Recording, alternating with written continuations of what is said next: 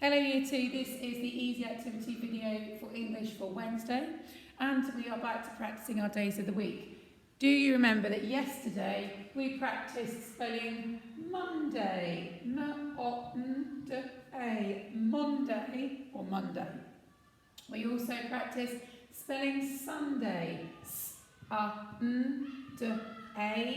Sunday, and we practiced spelling Friday, that I makes an I sound in that word, D-A, Friday. Let's say the letter names just to remind ourselves of how we spell them. M-O-N-D-A-Y,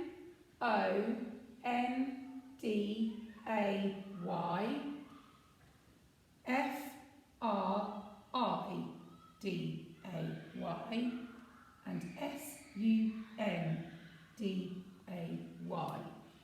And that means we've got 4 left to practice, and they are the 4 trickier ones. So the good news is we're only going to practice 2 today, Tuesday and Thursday. Now, I think these ones are quite tricky, so I think we need to spend a little bit of time practicing them today.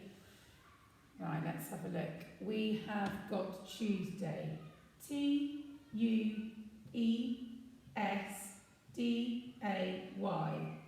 T-U-S-D-A, Tuesday. Let's practice this word with a word pyramid. Let me show you what I mean. You can do this along with me. So if you pause the video and get a piece of paper and a pencil, you can do this with me. So at the top of your pyramid, you're going to write a T for Tuesday. Then underneath, we're going to write the first 2 letters, T-U, like this. Then we're going to write the first 3 letters. We add a letter in each time, T-U-E. So underneath, can you write T-U-E? Have a check. Does your pyramid look like mine so far? T, T-U, T-U-E. Now we've got to do the first 4 letters on the next row. T-U-E-S. T-U-E-S. So it says choose. Now we're going to add in the next letter, which is a D. So this time it's T-U-E-S-D. Tuesday. What's the next letter? Oh, we need to add in an A this time. T-U-E-S-D-A. I'm running out of space, but luckily I'm on to my last line because now I've only got 1 letter left, so I'm writing the whole word. T-U-E-S-D-A.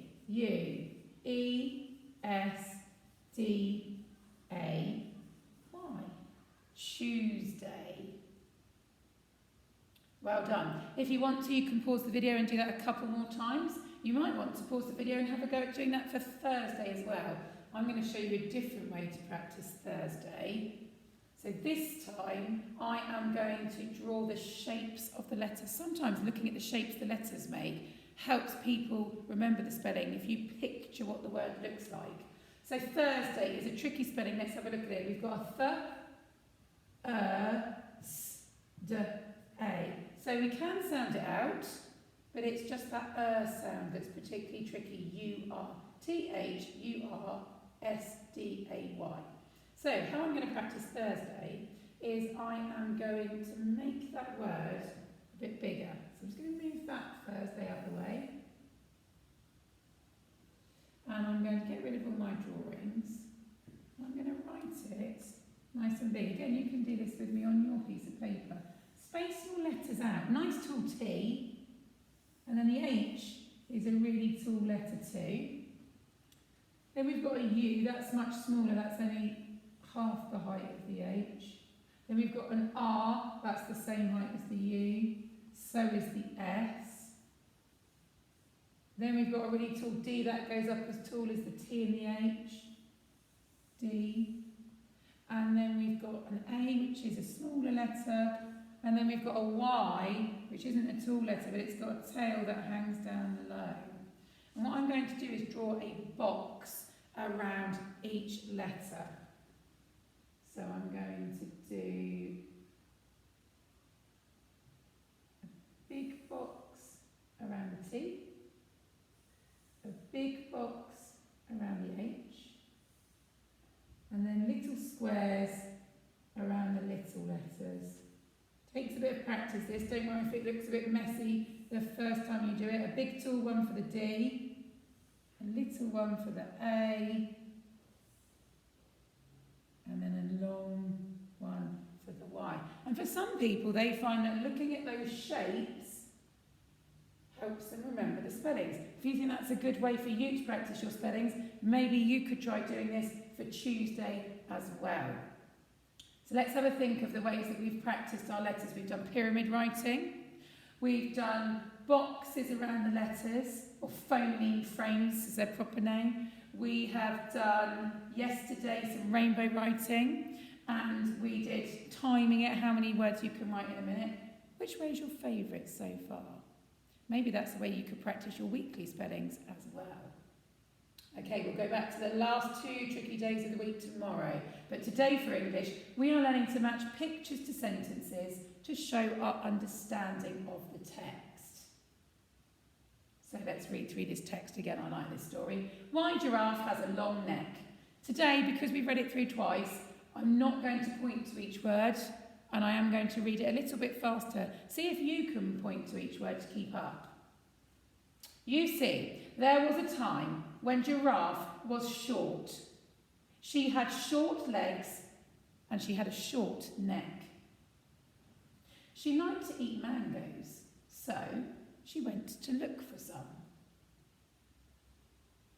Her tummy hurt. She asked the bees for some honey, but her head got stuck in their hole. The animals couldn't pull Giraffe out. A long time went by. The tree grew tall. Giraffe's neck was now long. Giraffe pulled hard. Her head popped out of the tree. Her neck was very long. And that is why Giraffe has a long neck. Oh, what have I got here? What do you think this might be? Did you spot that this is all the letters of the alphabet? Well, today we need to know our capital letters. So what I'd like you to do is pause the video again here. Can you write the capital letter that goes with each lowercase letter? These letters here are called lowercase letters. Capital letters are sometimes called uppercase letters. So pause the video. Can you write out all your capital letters in order? Should we go through the answers together? We have got A, B, C, D, E, F, G, H, I. I'm just going to stop on I. Sometimes an I is just a line on its own, that's fine. Some people like to cross it, that's fine too. J, K, L, M, N, O, P, Q, R, S, T, U, V, W, X, Y, and Z. And I was just thinking, as I wrote out my capital letters, we haven't mentioned yet that all of our days of the week have capital letters. Monday, Tuesday, Wednesday, Thursday, Friday, Saturday and Sunday. And that's because they're the name of the days. So when it's special names, like people's names or places' names, or days of the week or months of the year, they always need a capital letter. And it's quite nice to look at the capital letters with the words. Can you see that all my capital letters are the same height? They're the same height as those tall letters like D's and H's.